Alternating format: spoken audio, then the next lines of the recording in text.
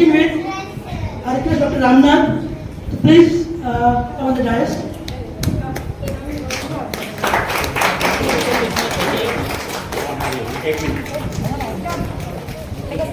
I request Sabina, please welcome him with the card.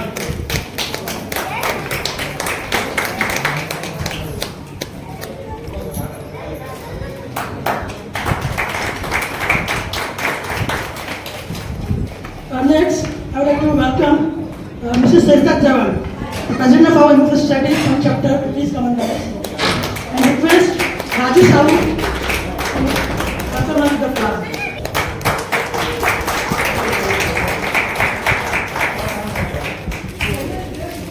And last, I would like to welcome Mr. Prakash Kamath, Advocate Ambassador of Youth Society from chapter.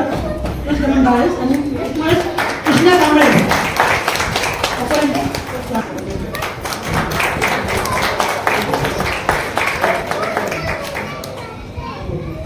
Thank you all and welcome. Now to begin with, I will just light up the lamp to begin with the program.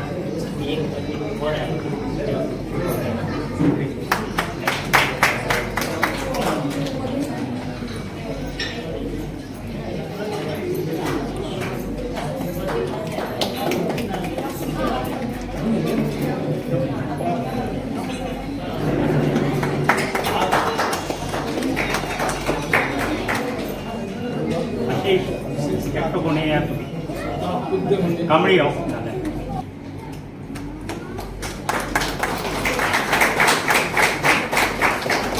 We have one more guest here, Mr.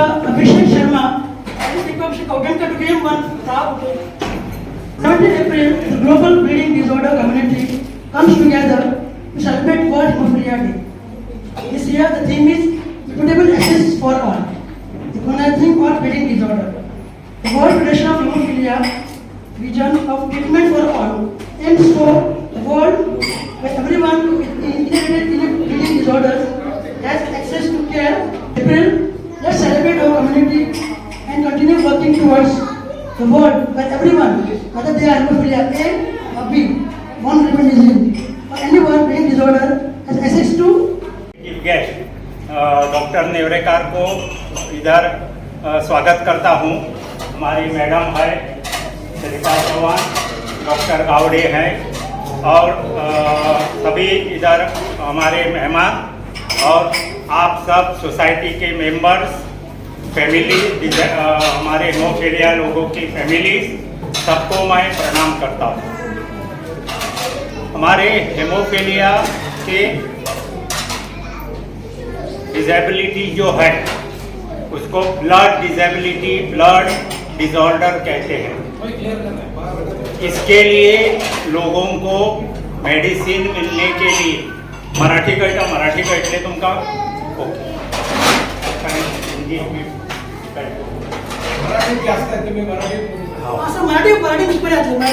तर haemophilia साठी औषधोपचार सुरू करणं ही मोठी गोष्ट होती, कारण औषधे मिळत नव्हती, म्हणजे सामान्य माणसापर्यंत पोहोचत नव्हते।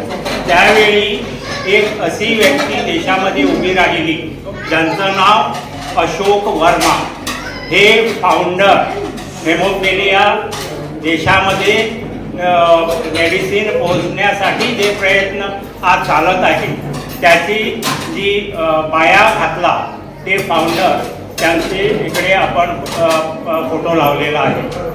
त्यांच्या स्मृतीला वंदन करून या कार्यक्रमाला आपण सुरुवात करूया। आता पहिला प्रश्न, हेमोफिलिया याचं हा डे सेलिब्रेट करण्याचा हेतू काय? महत्त्वाचा विषय असा की ह्याचा हेतू अवेअरनेस करणं। पहिलं म्हणजे आपल्या हेमोफिलिया ह्या ब्लड डिसेबिलिटी विषयी लोकांमध्ये एक असा विचार आहे की ह्या लोकांना बाजूला सारलं जातं, म्हणजे कलंकित केलं जातं। स्टिग्मटायझेशन असा इंग्रजी शब्द आहे। तर हे स्टिग्मटायझेशन बंद झालं पाहिजे। ह्या लोकांना समाजाने आपल्यामध्ये घेतलं पाहिजे। सामावून घेतलं पाहिजे. आणि जेव्हा समाज अशा डिसेबिलिटी किंवा डिसऑर्डरच्या लोकांना आपल्यामध्ये सामावून घेतो तेव्हा समाज त्यांच्यासाठी उभा राहील. आणि समाज उभा राहिल्यानंतर सगळीकडे त्यांना सुविधा मिळण्यासाठी, त्यांना औषधोपचार मिळण्यासाठी मग प्रयत्नांना पुष्टी मिळते. नाहीतर फक्त पेशंट आणि त्यांचे कुटुंबीय आणि डॉक्टर एवढ्याच पुरता हा विषय राहतो, तो तसा राहू नये. समाजामध्ये जागृती व्हावी, समाजामध्ये अवेअरनेस यावं.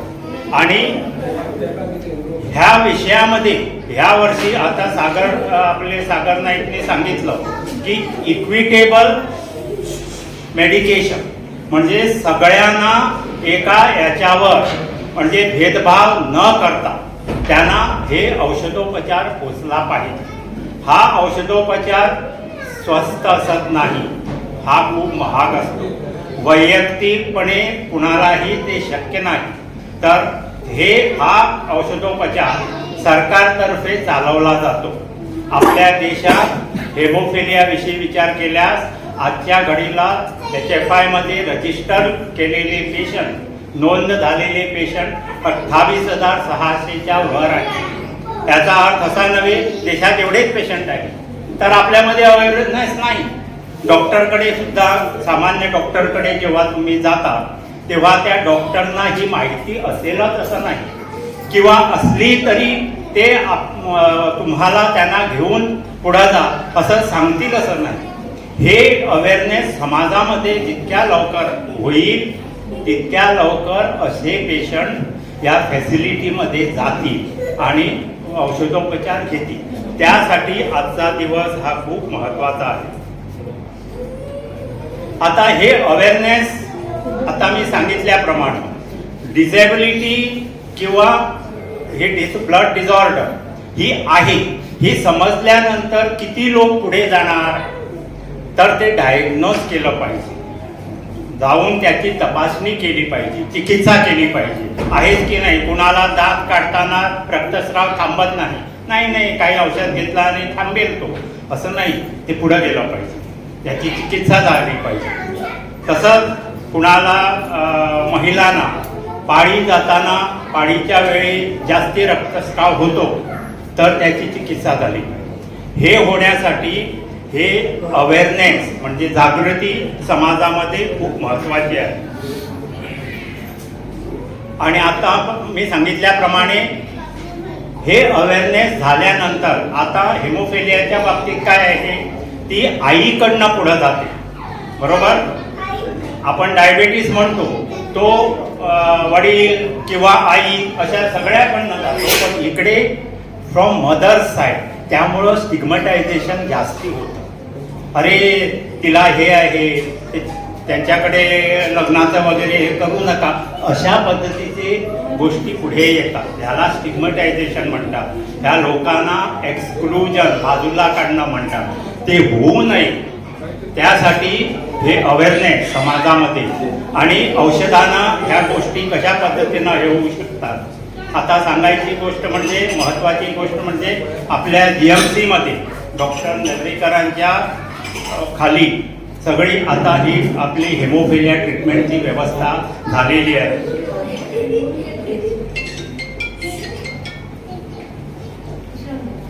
आता हेमोफिलियामध्ये फक्त औषधोपचार एवढंच नाही, हेमोफिलिया मॅनेजमेंट ह्याच्यामध्ये इकडे डॉक्टर गावडे बसलेले आहेत. ऑक्युपेशनल थेरपी आहे.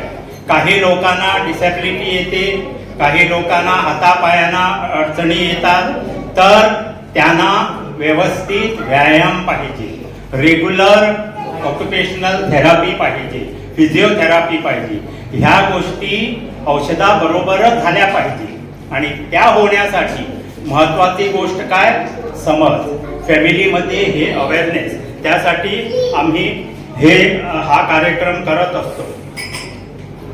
आणि जोपर्यंत आपण हे समजून घेत नाही, आपला एक पेशंट असतो त्याची गरज काय आहे हे व्यवस्थित आपण जोपर्यंत समजून घेत नाही तोपर्यंत त्याचं पेशंटचं मॅनेजमेंट व्यवस्थितपणे होणार नाही. हे महत्त्वाची गोष्ट.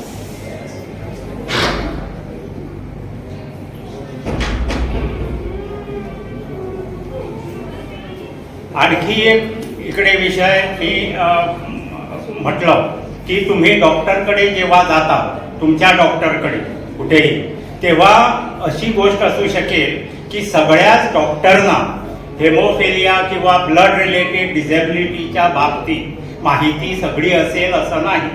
आता आपले डॉक्टर नेवरेकर कसे आहेत, त्यांना ह्या विषयावर माहिती आहे व्यवस्थित, तशी असेल असं नाही.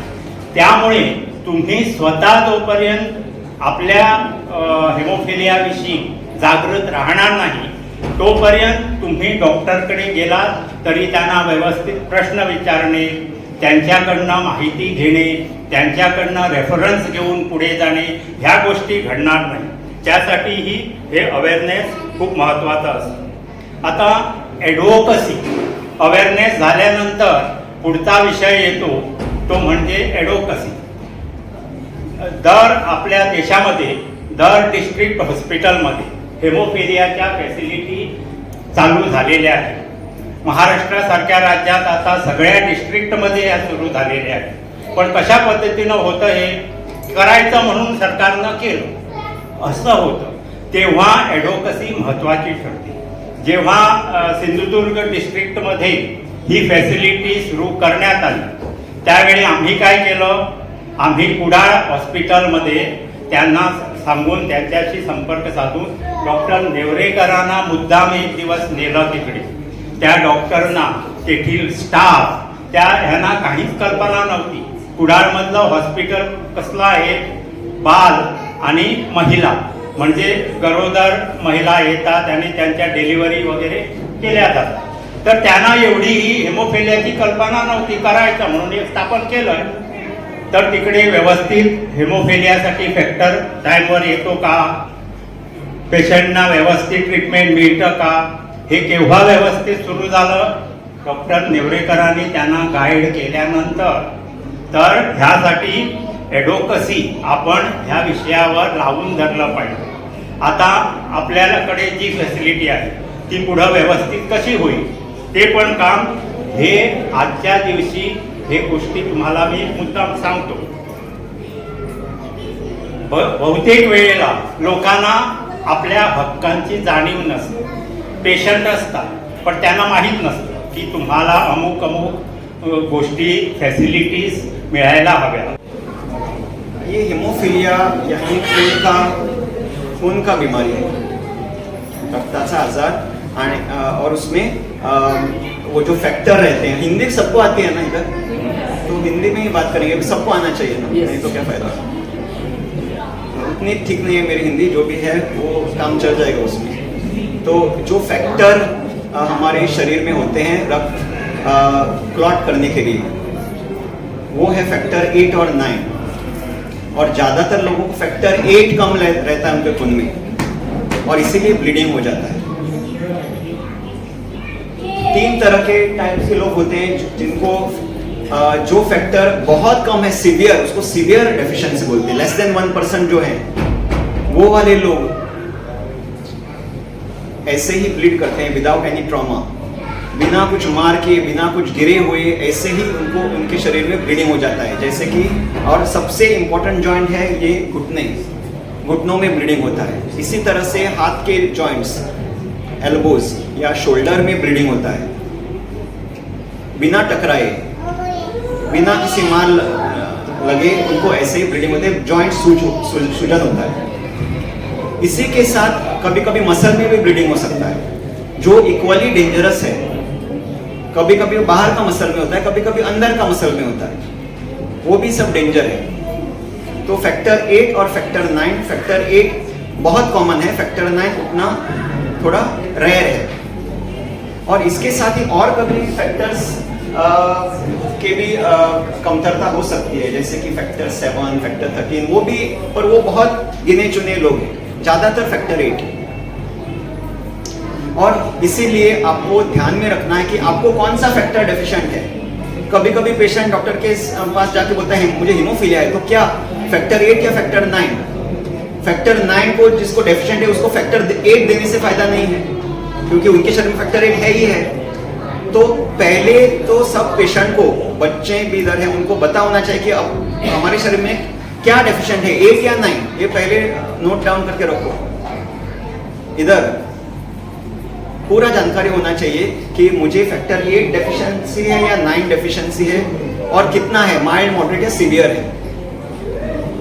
आपको समझ में आ रहा है मैं क्या बोल रहा हूँ? और ये ध्यान में रखना है, क्योंकि कभी आप दूसरे जगह पे गए या घूमने गए समझो, और उधर ब्लीडिंग हुआ, तो उधर के डॉक्टर को पता होना चाहिए कि एग्जैक्टली आपको क्या प्रॉब्लम है, उसका ट्रीटमेंट क्या है। कभी कभी उनको पता नहीं होता। हम इधर हैं, हम पेशेंट देख हमको पता है, समझो आप और कुछ गांव में गए कभी पिकनिक को या टूर को, उधर ब्लीडिंग हुआ, तो उधर क्या ठीक से ट्रीटमेंट मिलना चाहिए।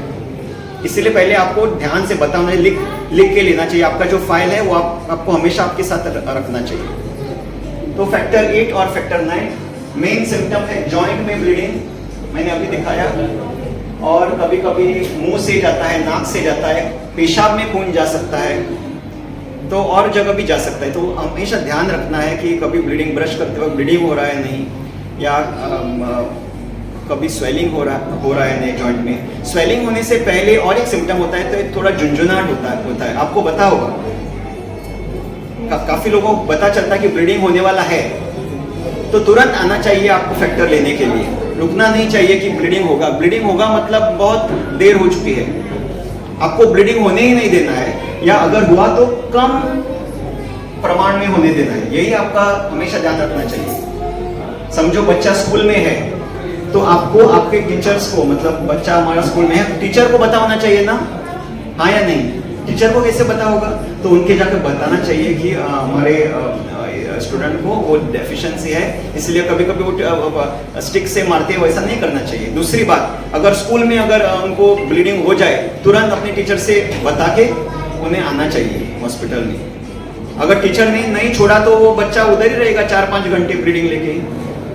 ऐसा नहीं होना चाहिए। ब्लीडिंग हुआ यानी इमरजेंसी है, उसको हॉस्पिटल में आके फैक्टर लेना है। समझ में आई बात?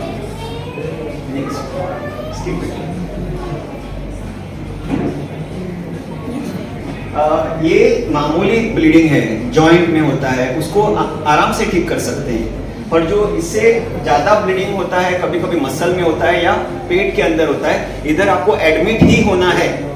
ये दूसरी बात ध्यान में रखो। किसी को जॉइंट में ब्लीडिंग हुआ, फैक्टर लेके 1-2 दिन में वो ठीक हो जाएगा। पर कभी कभी मसल में ब्लीडिंग होता है, खून में, हाँ ये देखिए, ये पेट का एक मसल होता है, सोआस मसल, उधर भी ब्लीडिंग हो सकता है, और उसका सिम्टम है पेट में दर्द होना। पेट में अचानक दर्द होना, इधर बिना कारण के दर्द होना, यानी ब्लीडिंग हो रहा है। ये पहला ध्यान में रखो और तुरंत हॉस्पिटल में जाओ और वो डॉक्टर को बताओ कि मुझे हीमोफीलिया ये बीमारी है और अचानक मेरे पेट में दर्द हुआ है, मुझे किडनी का कोई स्टोन नहीं है, मुझे लगता है कि ब्लीडिंग हो रहा है, तो तुरंत मुझे फैक्टर देना। सोनोग्राफी भी कभी कभी, सोनोग्राफी मालूम है ना? सोनोग्राफी ये अगर हॉस्पिटल में है, थोड़ा हॉस्पिटल में नहीं होता तो ये क्या बोलेंगे डॉक्टर, आपको सोनोग्राफी करके आओ, उसमें 2 दिन जाएंगे। सही बात है, वो 2 दिन नहीं होना चाहिए, क्योंकि वो डॉक्टर को नहीं बता, क्योंकि वो बीमारी इतना कॉमन नहीं है ना, आमतौर पे इतना नहीं होता है। अगर डॉक्टर ने 100 पेशेंट देखा है तो उसमें 1 हीमोफीलिया का हो सकता है, उससे कम भी हो सकता है, इतना ये बीमारी रेयर है। इसीलिए कभी कभी आपको भी मतलब पोलाइटली, क्या बोलते हैं, विनम्रता से डॉक्टर को बताना चाहिए। उसको मत डांटो, डॉक्टर उनको ये बता नहीं, बीमारी ही रेयर है, उनको कैसे पता चलेगा? तो उनको बोलो कि पेट में अचानक दर्द हुआ या पीठ में दर्द हुआ, ब्लीडिंग हो सकता है अंदर, इसलिए मुझे फैक्टर चाहिए। अगर अल्ट्रासाउंड तुरंत, कभी कभी कैजुअलिटी में अल्ट्रासाउंड मशीन उधर ही होता है, तो क्विकली अल्ट्रासाउंड करेंगे। अल्ट्रासाउंड माने सोनोग्राफी पे डिटेक्ट होगा, नहीं हुआ तो एटलीस्ट फैक्टर दे के बाद में भेजो किधर भी जाना है। समझ में ये बात? जो बच्चे हैं, उनके पेरेंट्स हैं, उनको ये बात ध्यान में रखना चाहिए कि बच्चे के इसमें अचानक दर्द शुरू हुआ तो ये हो सकता है। हाँ, 1-2-4 महीने से धीरे धीरे दर्द होता है, वो दंत का हो सकता है। दंत मालूम है? दंत यानी जंतु, वर्म्स बोलते हैं, क्या बोलते हैं आप हिंदी में, क्या बोलते हैं, कीड़े जो पेट में होते हैं, उससे भी बच्चों को दर्द, वो दर्द अलग है और ये दर्द अचानक स्टार्ट होता है। बात समझ में आई? Just go back, no in one side in front, one side in front, one side in front, पुढे मत, पुढे पुढं ती स्लाइड होता। और ये है हमारा दिमाग में कभी कभी ब्लीडिंग हो सकता है, तो अनकॉन्शियस होना, मतलब बेहोश होना, या सर में अचानक दर्द स्टार्ट होना, तो ये थोड़ा रेयर है, दिमाग में होने का रेयर है, उसका डर लेके मत रखो, पर आपको जानकारी होनी चाहिए कि हो सकता है। सिर्फ जॉइंट में दर्द ब्लीडिंग हो सकता है ये कह के अगर आपने पूरा जिंदगी बिता तो अच्छा नहीं है। समझ में ये बात? आपको पहले पता होना चाहिए कि ब्लीडिंग हो किधर सकता है, उसका सिम्टम्स क्या है। नेक्स्ट स्किप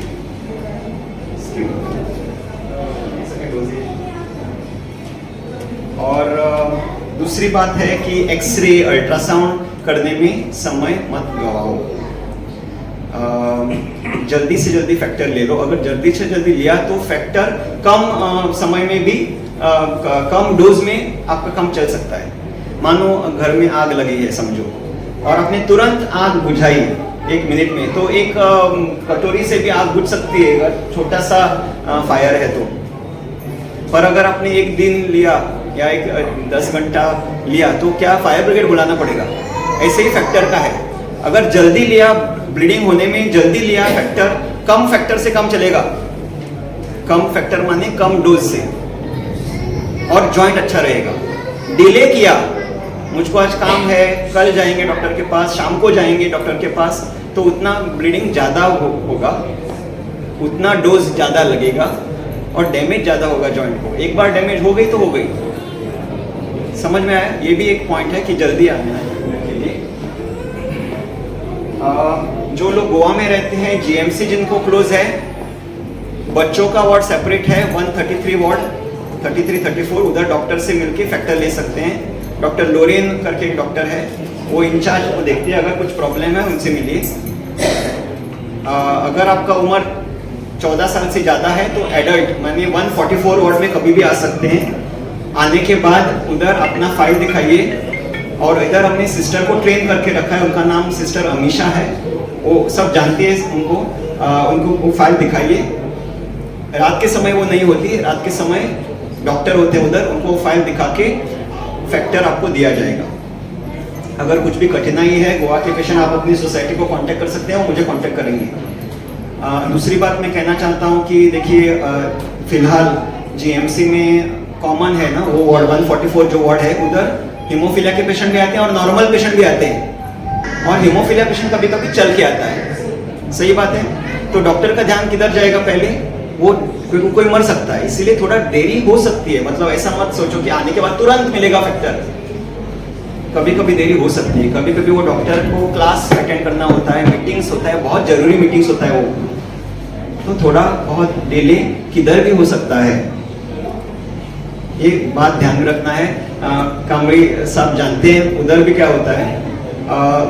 हमारी कोशिश रहती है कि टाइम जितना कम हो सके अच्छा है, पर कभी कभी पॉसिबल नहीं होता, वो आपको ध्यान में रखना है। आने वाले दिनों में अगर वो सेंटर स्टार्ट हो जाए और स्पेशल वार्ड उधर मिले तो ये भी प्रॉब्लम सॉल्व हो जाएगा, पर तब तक थोड़ा बेयर करना पड़ेगा।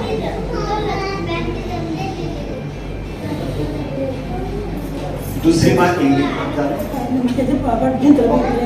बात है इनहिबिटर स्क्रीनिंग का कैंप होता है। इनहिबिटर माने क्या? फैक्टर लेते हैं ना आप लोग, बार बार फैक्टर लेने से, जैसे अभी क्या बोलूं मैं, एलर्जी हो जाता है कि किसी को कुछ खाने से एलर्जी हो जाता है ना, वैसे थोड़ा लोगों को फैक्टर लेने से फैक्टर के अगेंस्ट एलर्जी हो जाता है, उसको बोलते हैं इनहिबिटर। बाद में वो फैक्टर नहीं काम करता, वो फैक्टर नहीं काम करता बाद में, तो इसके लिए थोड़ा अलग तरीके का ट्रीटमेंट देना पड़ता है। तो हर पेशेंट को अपना फैक्टर इनहिबिटर चेक करने का है। वो कैंप्स भी कंडक्ट करते हैं, आप वो कैंप्स को आइए हमेशा, और अपना इनहिबिटर एटलीस्ट 1 साल में मिनिमम 1 बार तो करिए आपका टेस्ट इनहिबिटर। और अगर आपको है तो वो भी डॉक्टर को बोलना पड़ेगा कि हमको इनहिबिटर है, हमको हीमोफीलिया है, पर फैक्टर लेने से हमको इनहिबिटर है, ये साफ बोलिए डॉक्टर को। उसको पता होना चाहिए कि इनहिबिटर में फैक्टर नहीं काम करता, अलग तरीके का ट्रीटमेंट देना पड़ता है। ये तो हुआ ट्रीटमेंट का, सबको पता चला अभी ट्रीटमेंट कैसे करना है। दूसरी एक बात आप कर सकते हैं कि बर्फ का पैकेट लेके, आप सब जानते हैं तुरंत बर्फ से सेकना है वो जॉइंट। हर 10-10 मिनट में बर्फ का एक इसमें डाल के, या एक पैक होता है आइस पैक जो मिलता है अभी फार्मेसी में आराम से, वो आइस पैक लगाने का है बार बार। ओके, हॉस्पिटल में भी जाते वक्त वो आइस पैक लग के वो बांध के ले जा सकते हैं बच्चे को।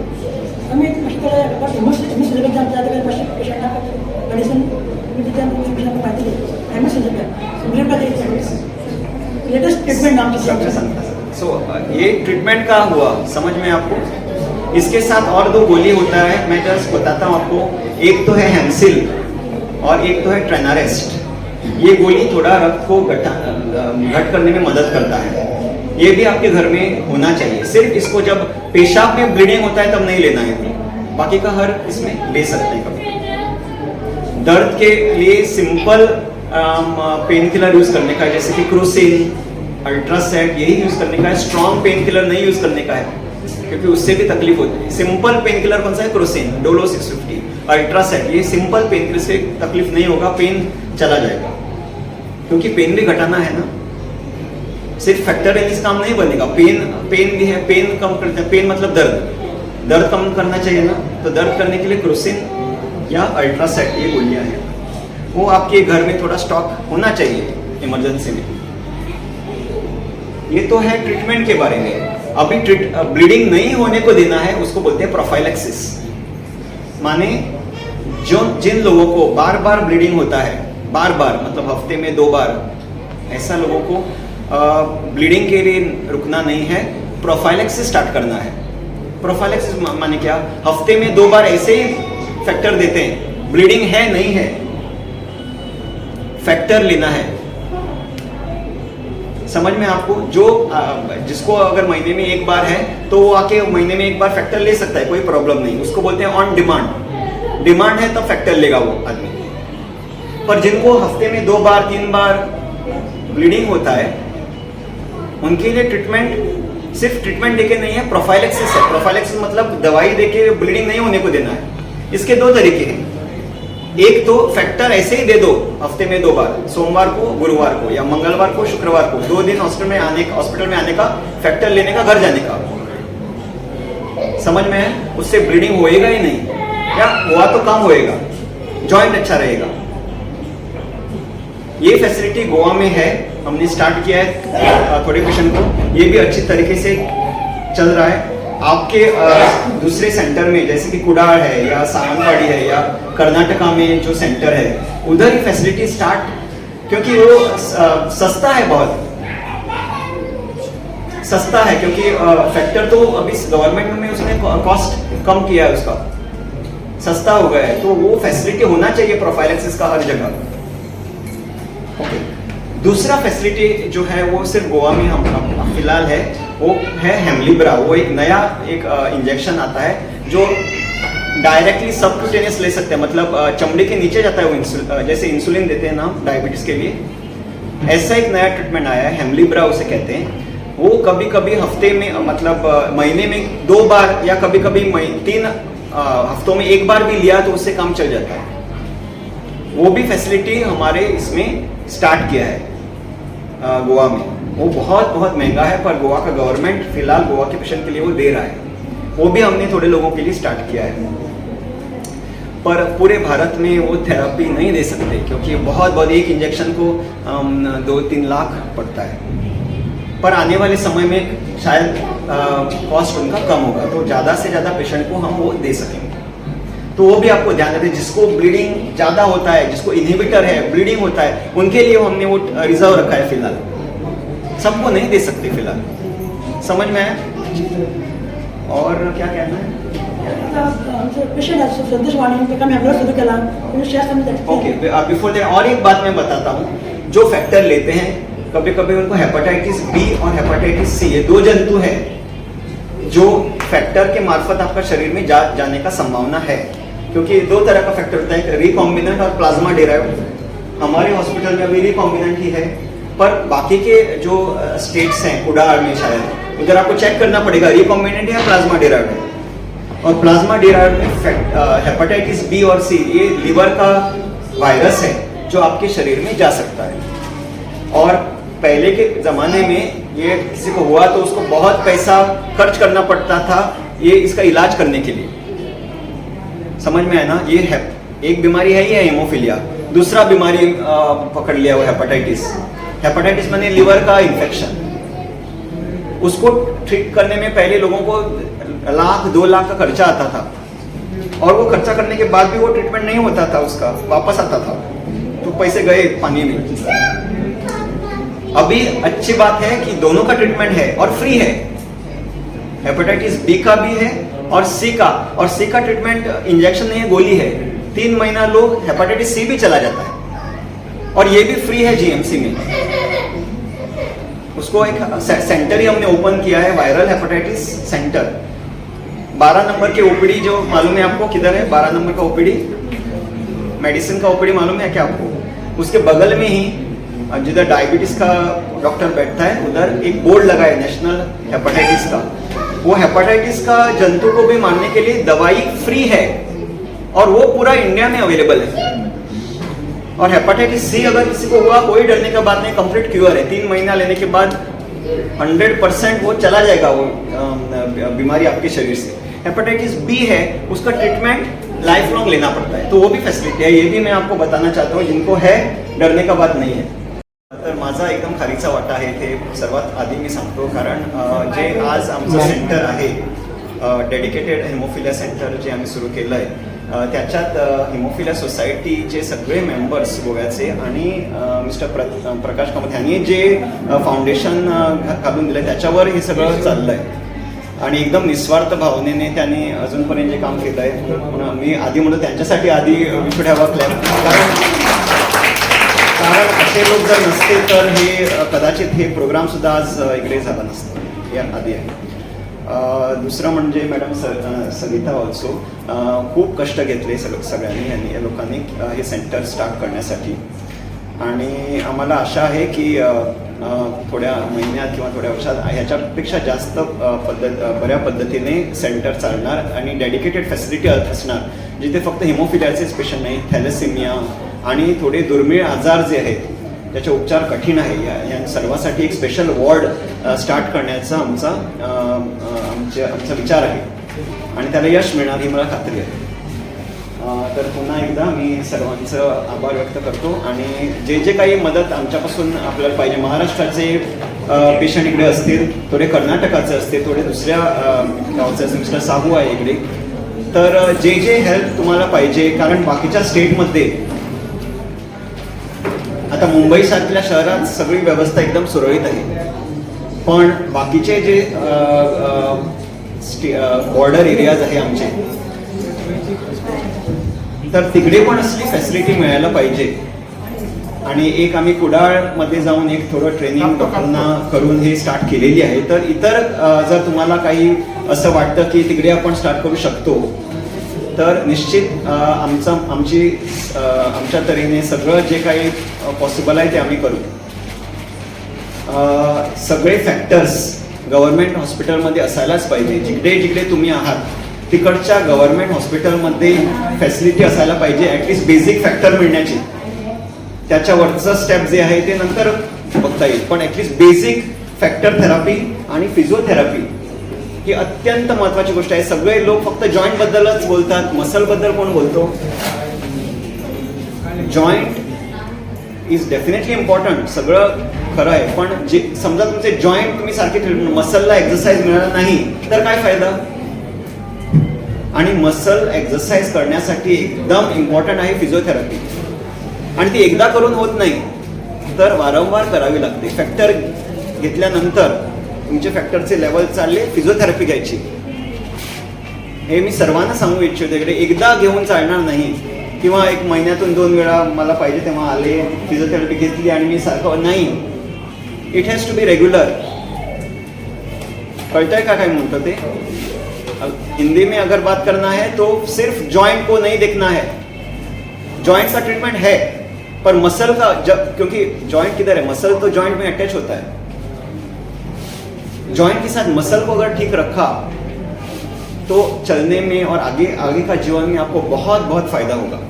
और इसके लिए फिजियोथेरेपी की जरूरत है, और वो एक बार करके नहीं होता, बार बार करना पड़ता है, फॉलोअप करना पड़ता है। इसीलिए वो फैसिलिटी होना पड़ता है पहले गवर्नमेंट हॉस्पिटल में, हमारे इसमें है। जिधर नहीं है वो उधर स्टार्ट करने का प्रयास हमें करना होगा। और जो भी आपको सहयोग है इस बारे में, हमारे सर हैं प्रकाश जी, और ये हीमोफीलिया के मेंबर्स हैं जो सब इधर बैठे हैं, ये रोल मॉडल हैं आपके, ये हीरो हैं।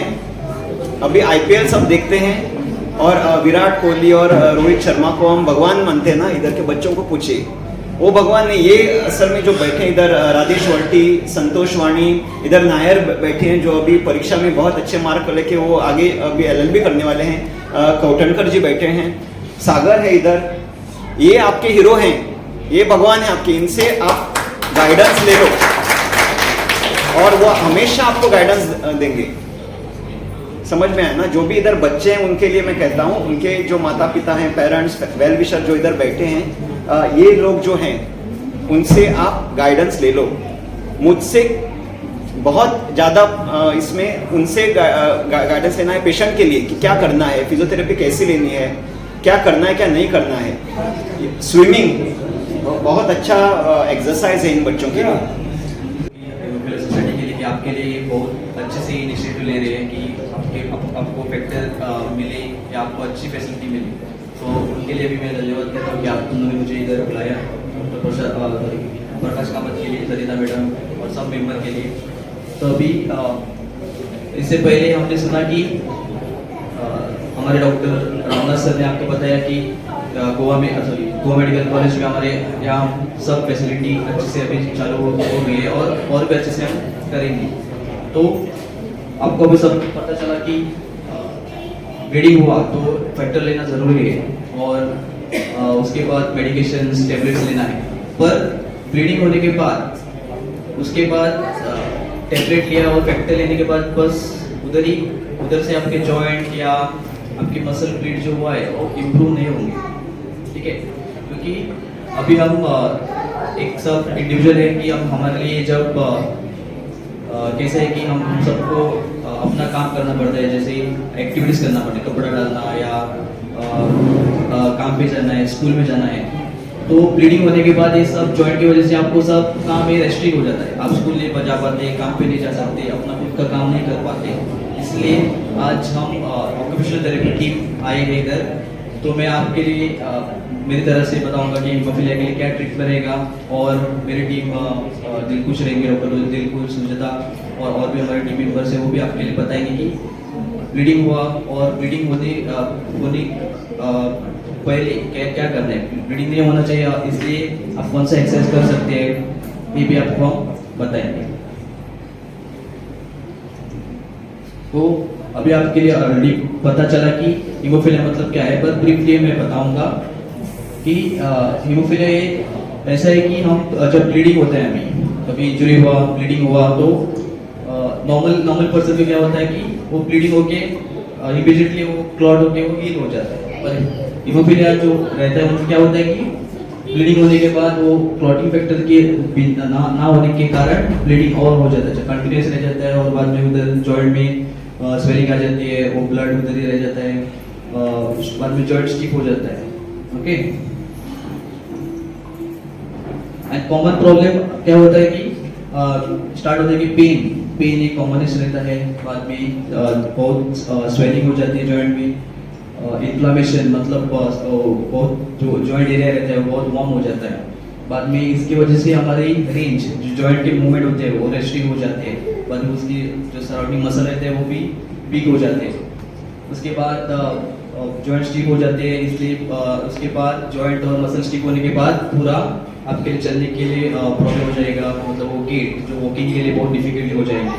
और उसके बाद ये जॉइंट और मसल प्रॉब्लम के इसलिए आपके लिए पूरा जो धीरे धीरे हम एक्टिविटीज करते हैं, toileting activity, brushing activity, eating activity, वो सब आपके लिए डिफिकल्ट हो जाएंगी, स्कूल में जाना भी वो सब डिफिकल्ट हो जाएगी। सो ये सब प्रॉब्लम के लिए हम क्या क्या कर सकते हैं वो इस बारे में हम आपको आगे बताएंगे।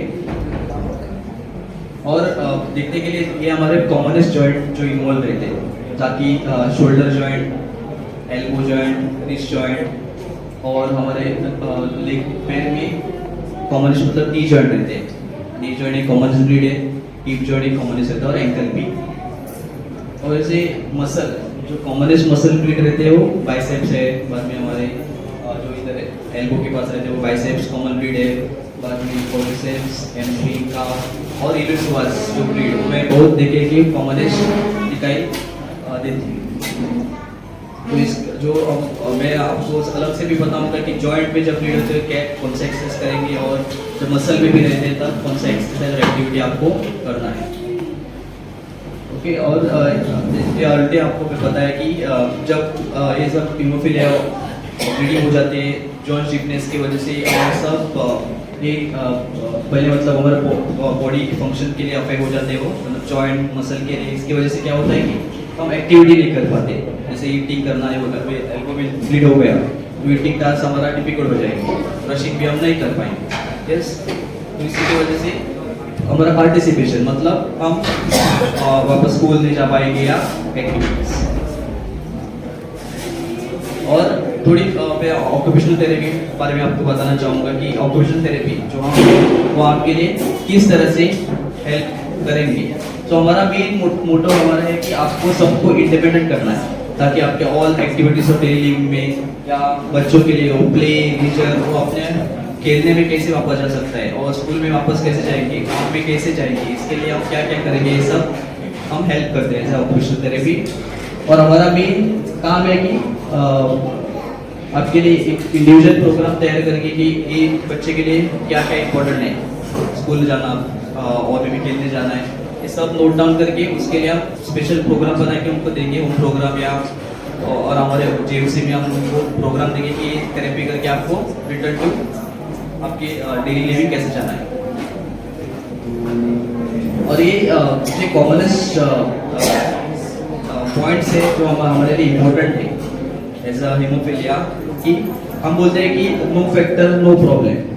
ये मतलब क्या है कि फैक्टर लेना इम्पोर्टेंट है, और जब फैक्टर लेना डिले हो गया तो ऐसा करना नहीं कि अरे फैक्टर देने के बाद ही मैं एक्सेस करूँगा। पर इनिशियली जब ब्लीडिंग हो गया तो इमीडिएटली आपको क्या करना है कि डेफिनेटली पहले मतलब आइसिंग करना है, वो जॉइंट को संभालना है, उसको ज़्यादा मूवमेंट नहीं करना है, उसको रेस्ट देना है।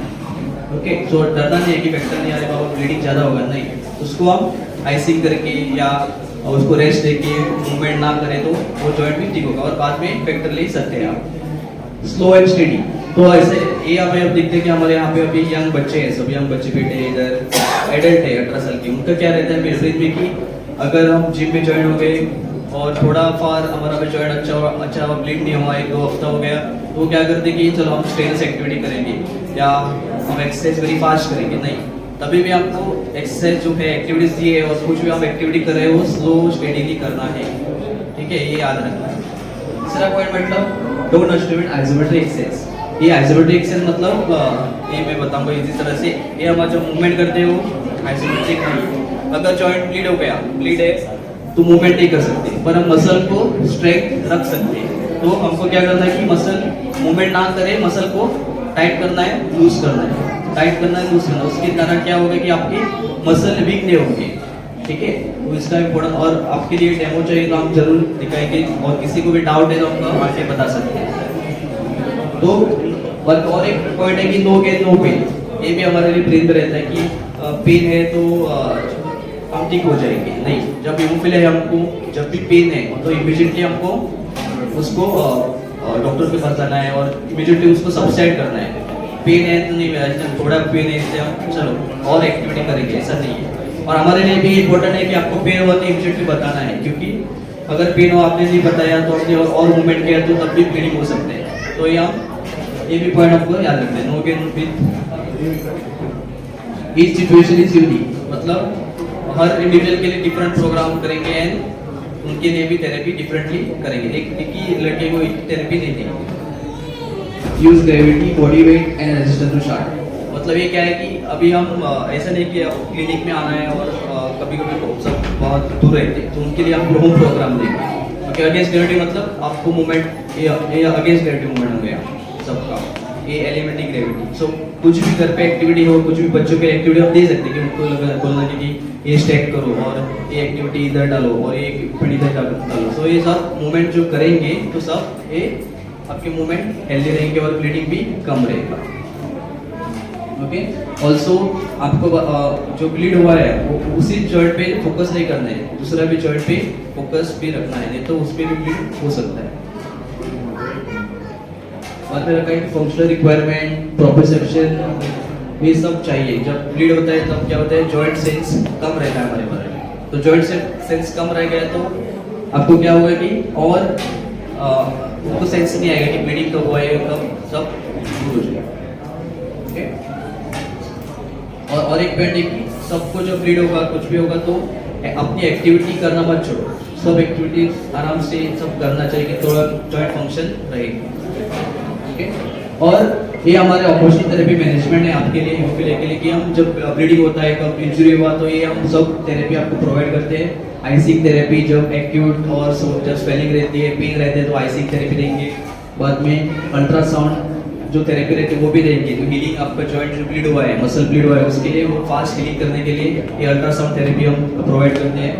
Early joint range of motion, मतलब जब ब्लीड हो गया तो इमीडिएटली हम जॉइंट आपकी रेंज को कैसे बढ़ाए, पेन फ्री में कैसे बढ़ाए, वो भी हम काम करते हैं। एक्टिव असिस्टेड रेजिस्टेंस पर स्ट्रेंथ कैसे बढ़ाना है, उसके लिए भी हम आपके लिए एक्टिविटीज देंगे, डिफरेंट थेरेपी देंगे। Traction to maintain joint special alarm healing, so traction भी आपके लिए जॉइंट के लिए देंगे कि वो फास्ट हील हो जाए। ओके, बाद में प्रोटेक्टिव कर्व प्रिवेंटिंग फर्दर, सो आपके लिए जो प्रोटेक्टिव डिवाइस। और एक स्मॉल प्रोटोकॉल आपके लिए मैंने लिख के लाया था कि जब ब्लीडिंग होता है तो अप टू 48 आवर्स आपको क्या करना है कि डेफिनेटली आपको रेस्ट देना है, आइसिंग करना है, बाद में जब दूसरे वाला फैक्टर भी लेना है। ओके, बाद में उसके दूसरे तीसरे दिन आपको आइसोमेट्रिक एक्सरसाइज करना है, जो हमने बताया, टाइट मसल करना, लूज करना है, वो स्टार्ट करना है। बाद में gentle active movement with available resistance, so slowly जब अगर हमारा एल्बो पे ब्लीड हो गया तो स्लोली हम एलिमेंटिंग ग्रेविटी में थोड़ा मूवमेंट स्लोली करेंगे, स्टार्ट करना है। ऐसे ब्लीड हुआ ऐसे रहे कि 10 दिन तो मसल और टाइट, जॉइंट और टाइट हो जाएगा। ओके, उसके 5 to 6 डे तब क्या करना है कि strengthening muscle in the available range. So हम उसके बाद जब 5-6 दिन बाद हम थोड़ा मसल के लिए आपकी स्ट्रेंथनिंग और चालू करेंगे विद थोड़ा रेजिस्टेंस देंगे और ये करके। और जब 6 to 7 डे तो क्या करेंगे कि थोड़ा वेट्स भी आपको ऐड करेंगे। और ये सब जब आप आएंगे, हमारे अभी फैसिलिटी है गो मेडिकल कॉलेज में, OPD 70 ऑपरेशन थेरेपी OPD है, आप सभी उधर आ सकते हैं। एक क्योंकि हम उधर ऑलमोस्ट वो थेरेपिस्ट है, 9 to 5 हमारी पूरी चालू रहती है उधर पर। ऐसा दिखाई देता है कि आप बहुत कम लोग आते हैं थेरेपी लेने के लिए। आप वो जब फ्री सेशन है वो आप उधर आके हमें डायरेक्ट मिलके हम रहेंगे, डॉक्टर चेतन, बाद में परख सर रहेंगे, हमारे विवेक सर रहेंगे और हमारे और भी टीम लोग हैं जो आपको हेल्प करेंगे सब थेरेपी सेशंस के लिए। और आफ्टर 7 दिन के बाद हम डेफिनेटली आपको रेजिस्टिव एक्टिविटी देंगे, वेट बेरिंग एक्टिविटी देंगे, आपको पूरा रिटर्न टू वर्क देंगे। तो इसके कारण क्या होगा कि आपका डिसेबिलिटी जो बोलते हैं, आप वॉकर पे नहीं जा पाएंगे, बाद में आपको क्रचेस लेके घूमना नहीं पड़ेगा, इसलिए ये सब थेरेपी चाहिए। ओके, आज आप आए हैं तो भी आपको अवेयरनेस हो गया आज, तो आप डेफिनेटली मुझे लगता है कि आप आएंगे जरूर। नेक्स्ट, ये प्रोग्रेशन एक्टिविटी आपके लिए जरूरी है कि जब जस्ट आपको बताने के लिए कि ये थेरेपी रहता है। तो इनिशियली मैं आइसोमेट्रिक बताया कि इनिशियली आपको बस मसल को मूवमेंट बिना करे कैसे हम स्ट्रेंथ बढ़ाएंगे, ये करेंगे। बाद में स्लोली प्रोग्रेस करेंगे। आपको पूछेंगे पेन हो रहा है कि स्वेलिंग है, अभी इन्फ्लेमेशन है, नहीं है, तो आप जरूर प्रोग्रेस करके थोड़ा मूवमेंट के साथ आपकी स्ट्रेंथ मसल बढ़ाएंगे और तो फंक्शन बढ़ाएंगे। और तीसरी मतलब और थोड़ा activity like short arm lever, open kinetic chain, ये सब पोस्चर ट्रेनिंग, बाद में आपका बैलेंस कैसे इंप्रूव करना है, वेट पैर पे कैसे लेना है, ये सब हम स्लोली प्रोग्रेस करेंगे। ऐसा नहीं कि एक ही बार सब करेंगे, स्लोली आपको पुश के वो सब स्टार्ट करें। और ये थोड़ी जब मसल बिल्ड रहता है तो हम इंटरवेंशन मतलब ट्रीटमेंट क्या क्या करते हैं इसके बारे में हम बोलेंगे कि इनिशियली जब एक्टिव मूवमेंट नहीं करना है तब बाद में स्प्लिंटिंग देंगे आपको रेस्ट के लिए, और बाकी ऑल्सो थोड़ा पैर एलिवेट करके रखने के लिए बोलेंगे, और एक टेंस इंस्ट्रूमेंट रहता है वो भी हम आपके लिए देंगे जो पेन आपका कम करेंगे। पुणे में जाके अपना ट्रीटमेंट लेके सिर्फ फिजियोथेरेपी और ठीक से प्रोफिलेक्टिक ट्रीटमेंट से ही मैं अपना चलना चालू किया, और इधर आके अपना गोवा मेडिकल कॉलेज में भी ठीक से अपना एक्सरसाइज करते फिजियोथेरेपी और नए ऑक्यूपेशनल थेरेपी चालू करके, और मैं अभी विदाउट स्टिक पे चलना चालू किया हूँ। जैसे कि नया मेडिसिन भी मुझे चालू हुआ है, और जैसे कि लोगों में भी गैर समझ था कि वो नया मेडिसिन कुछ अच्छा से काम नहीं करता है, बट मैं ही खुद ही एग्जांपल हूँ, इधर 1 साल से ले रहा हूँ, एकदम ज़ीरो ब्लीड पे हूँ। और जैसे मैं आप भी सभी को मोटिवेट करना चाहता हूँ कि ऐसा नहीं है कि हेमोफिलिया होने की वजह से कुछ प्रॉब्लम होगा, मेरा लाइफ है ऐसे ही हम निकाल लेंगे, क्या है फ्यूचर में, ऐसा डरने का कुछ बात ही नहीं है। जैसे कि हमारे कम्युनिटी के साथ सबके साथ मिल के रहना, वो डर भी निकल जाएगा, और ठीक से ट्रीटमेंट लेते रहे अपने नॉर्मल ज़िंदगी में निकाल सकते हैं, और अपना ठीक से पढ़ाई करके जो भी गोल अचीव करना है वो भी कर सकते हैं। सब टाइम टाइम अपना इधर अपना मतलब हमारे साथ आप साथ में रहना चाहिए मिलजुल के, कुछ डाउट हुआ तो भी हमारे साथ पूछना चाहिए, और कुछ भी तकलीफ हुआ तो हमारे साथ शेयर करो, मिलजुल के रहो, तब जाके हम अपना जो भी है ना अचीव कर पाएंगे। ठीक है, थैंक यू।